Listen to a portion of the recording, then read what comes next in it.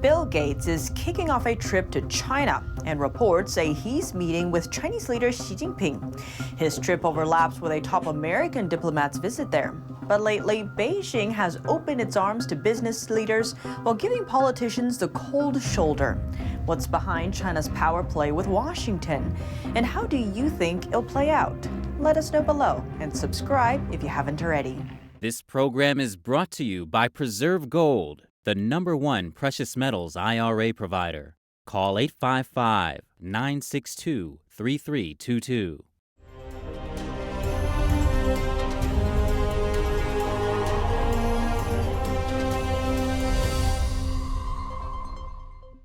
Welcome to China in Focus. I'm Tiffany Meyer. Microsoft's co-founder Bill Gates is in Beijing, and reports from Reuters say he might be meeting with Chinese leader Xi Jinping. But Gates' visit is sending up red flags back on home soil. Here's why. China seems to be welcoming business heads with open arms, while giving bigwigs in U.S. politics the cold shoulder. Beijing has largely declined to talk defense with Washington. The Chinese regime recently rejected a meeting between its defense minister and the Pentagon chief. U.S. military officials have said the ball is now in Beijing's court. America's top diplomat Antony Blinken is set to visit Beijing on Friday, but it's unclear if he'll get a meeting with Xi Jinping. On the business side, Beijing raided the China-based offices of several American consulting firms, sending chills through the Western business community. But at the same time, Beijing appears eager to attract foreign investment as its own economy continues to struggle after ending pandemic lockdowns.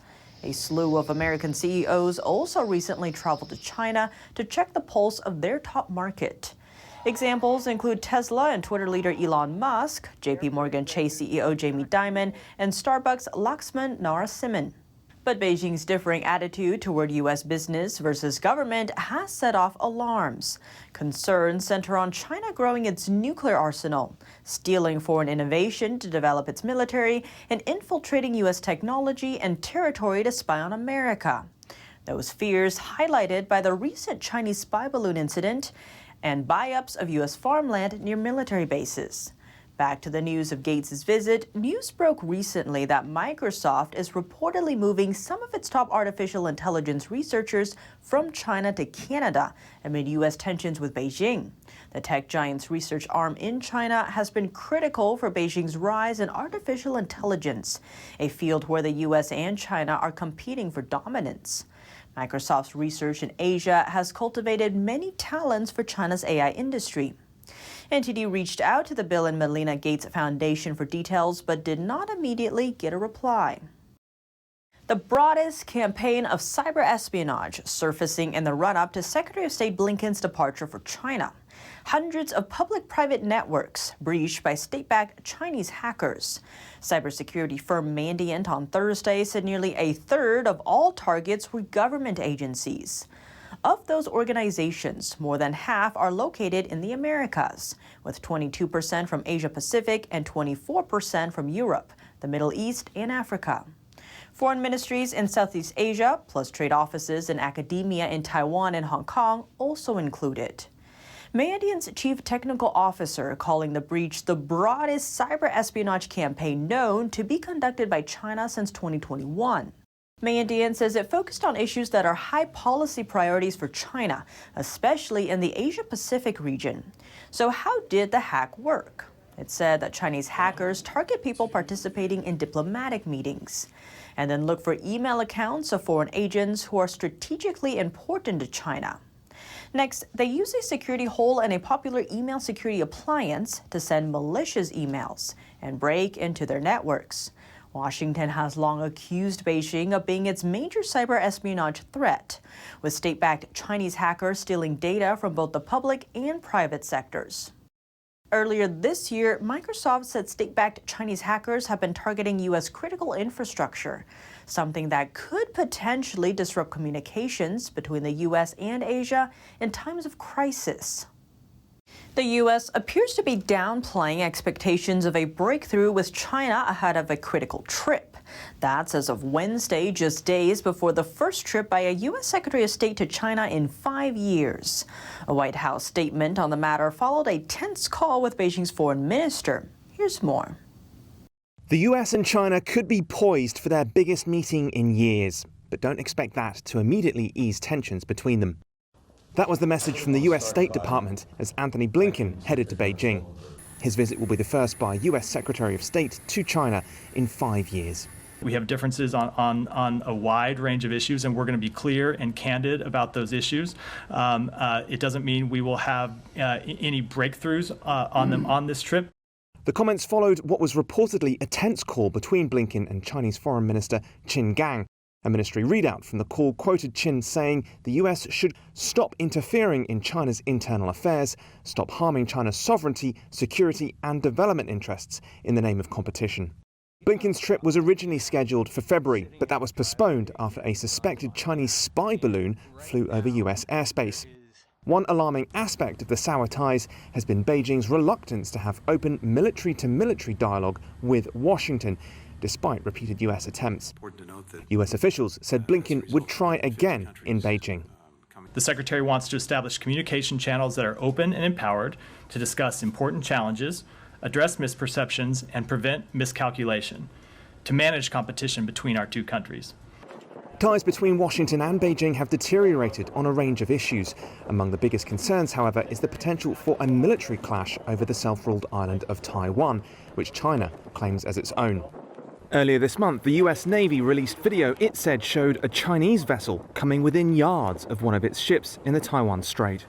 The two sides are also at odds over China's support for Russia amid the invasion of Ukraine, as well as trade, semiconductors and human rights issues.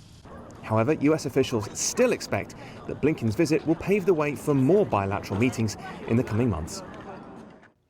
As Washington plays down expectations about Blinken's visit to China, how do lawmakers on Capitol Hill feel about his trip? NTD's Melina Weisskopf brings us the latest from D.C. Just your thoughts on what should be the focus of that? Should he bring up human rights? Why? I mean, my view is he shouldn't be going right now. In order to even get to the negotiating table, it seems we make these concessions to the CCP, or they humiliate us in the process, just for the sake of engagement, has undermined the urgency we need to actually win this competition. The fact that the Biden administration is reviving diplomatic and economic engagement as a core pillar of our grand strategy, I think is counterproductive and dangerous. I agree with Chairman Gallagher.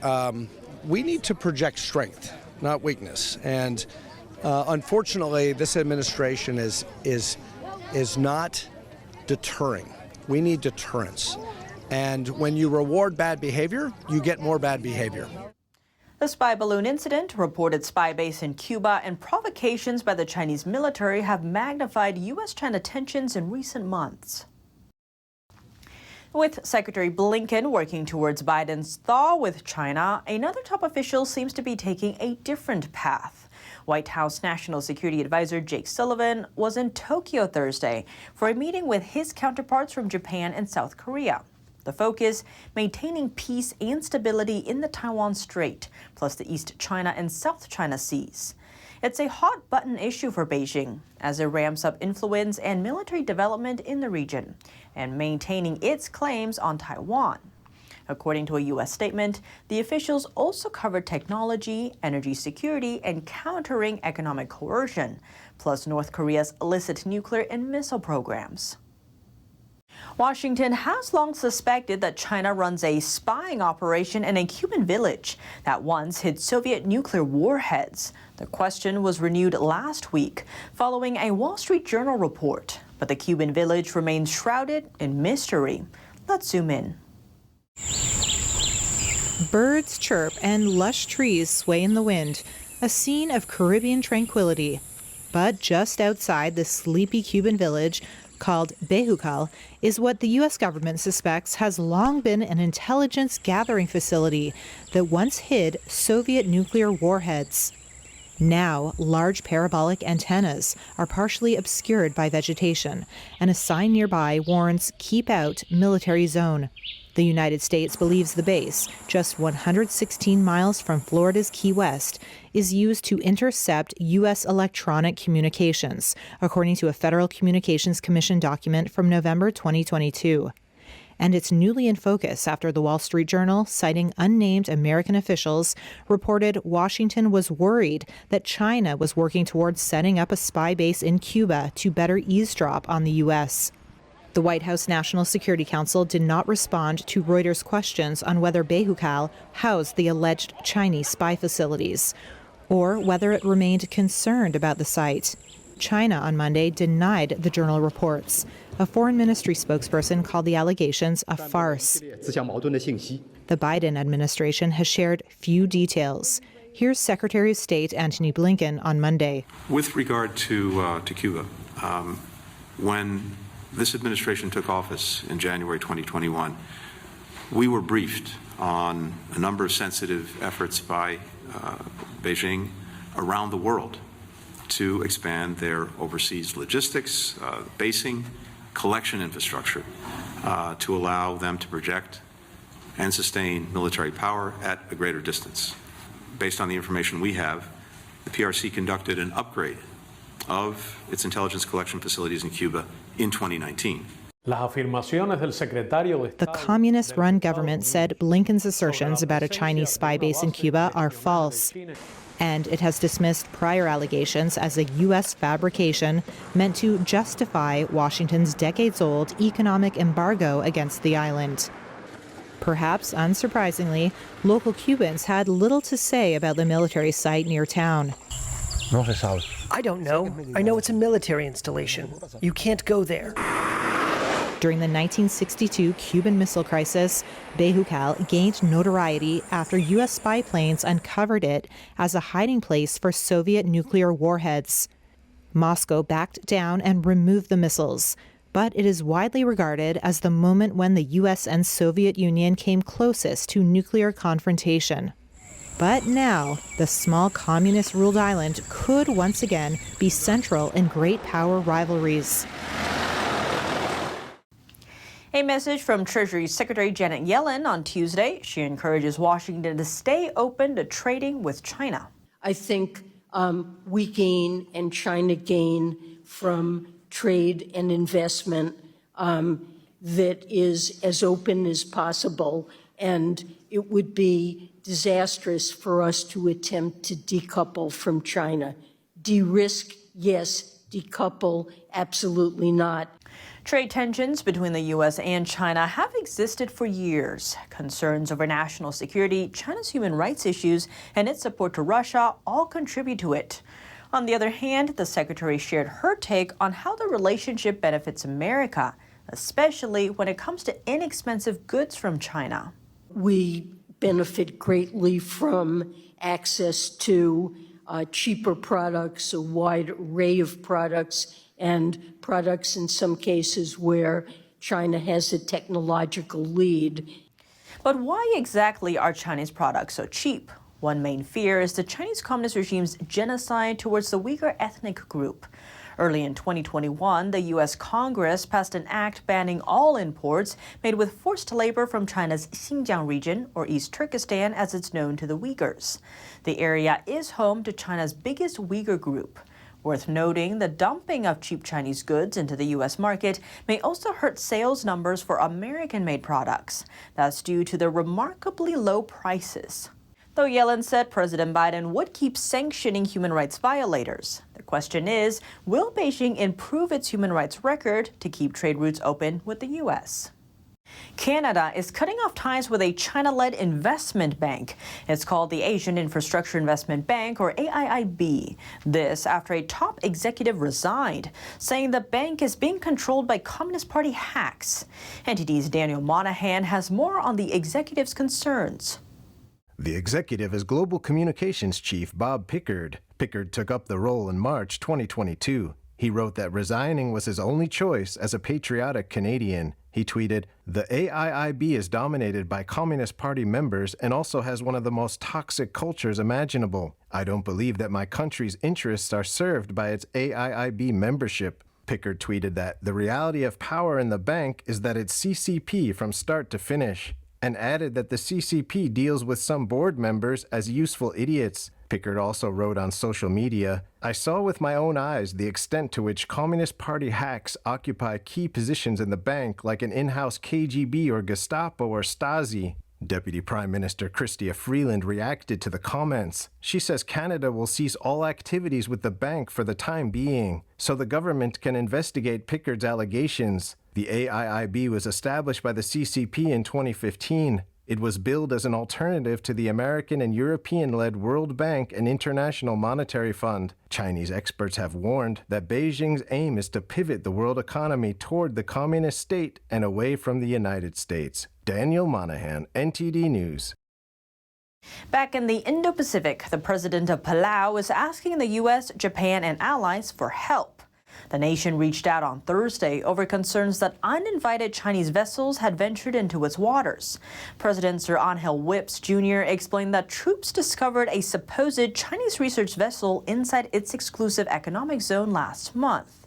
In the same area, some of the nation's undersea fiber optic cables are laid along the seafloor, critical for both civilian and defense communication. The president voiced fears over, quote, what their intent is, adding that the U.S. is very aware of the situation and continuously working with Palau to improve security. Washington and Beijing have been competing for influence in the region, with both either signing security deals or maintaining already established ones with countries there. That's all for today's China in Focus on YouTube. We're now sharing a shortened version of our program here after being demonetized for 2 years. Here's what to look out for in our second half. Having postponed a February trip, Secretary of State Antony Blinken is finally set to depart for China this weekend. But don't call the trip a thaw just yet. Washington just lowered expectations for the exchange. And now another U.S. visitor is in Beijing. Reports saying Microsoft co-founder Bill Gates might be meeting Chinese leader Xi Jinping. What might U.S. foreign policy towards China look like going forward? We hear from Alex Gray, senior fellow from the American Foreign Policy Council, for details. The full episode is available on our partner platform, Epoch TV. To sign up, click the link down below.